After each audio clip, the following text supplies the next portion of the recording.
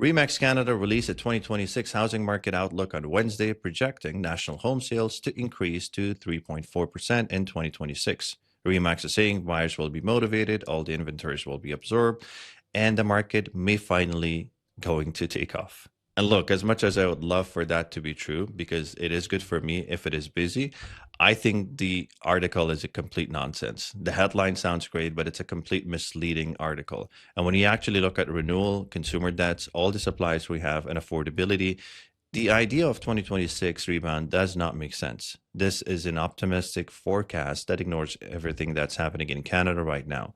The real numbers tell a very different story. The market isn't going up next year. If anything, it's going to get worse before it gets better. My name is Fawad Nasari. I'm a real estate broker here in the GTA. I share market updates and insights a few times a week. So if you want to stay informed, consider subscribing. It really helps the channel grow, and I would really appreciate that. Now, let's start with the biggest problem, mortgage renewals. So everyone who bought in 2021, 2022, with 1 or 2% rates are now renewing at 4.5%. Okay. Monthly payments are jumping by hundreds, sometimes thousands of dollars a month. And this renewal isn't a 1 month thing. It will continue through the rest of 2026. So that alone makes a price rebound almost impossible. When people are stretched like that, they don't go out and bid on homes. They tighten up, they downsize, and some are forced to actually sell. So that creates more listings, not higher prices.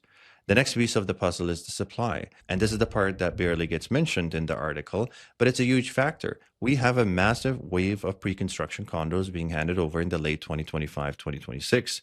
These were bought years ago in 2021, 2019, 2020, when rates were very, very low. 75-80% of these condo buyers never had the intention to close them. So they were planning on selling as assignment. Now the assignment market is completely upside down. And now everyone's assuming that rents would keep going up forever.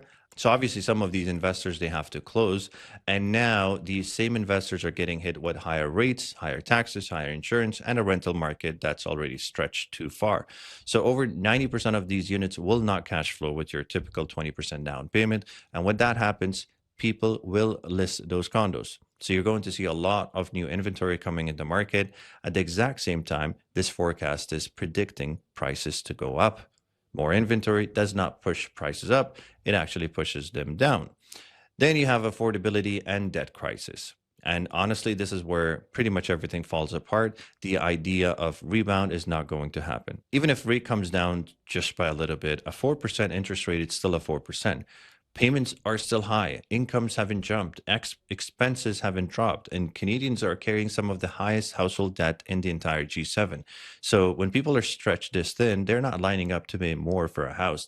They're actually cutting back. They're waiting. Some are even downsizing.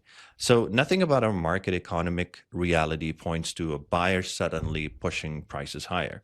And this is the part that frustrates me about these articles the most. Markets don't move because someone says they will. They move because fundamentals change. Income go up, debt drops, supply tightens, and buyers actually have the ability to spend more. None of that is happening right now. We're dealing with high debt, high inventory, high payment.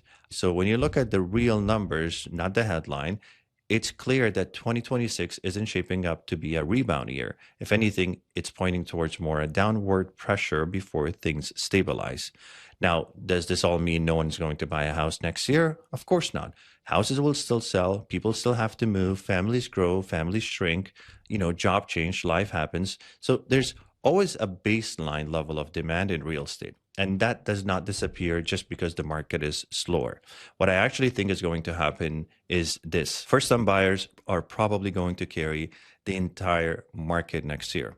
They are the only group that isn't renewing at double payment, okay? And with another couple of rate cuts, we're looking at about 3.4, 3.5% interest rate, okay? That doesn't suddenly give people a huge amount of extra buying power, but it does make things affordable enough for first-time buyers to get off the sidelines. So yes, homes will sell, people will buy, but that doesn't mean prices are going to go up. It just means the market keeps moving while prices continue to adjust to what buyers can actually afford. If you want honest, grounded updates without any hypes or sugarcoating, make sure to subscribe. If you want to talk about your own situation, whether you're buying, selling, or just trying to understand what these changes mean for you, you can book a call using the first link in the description.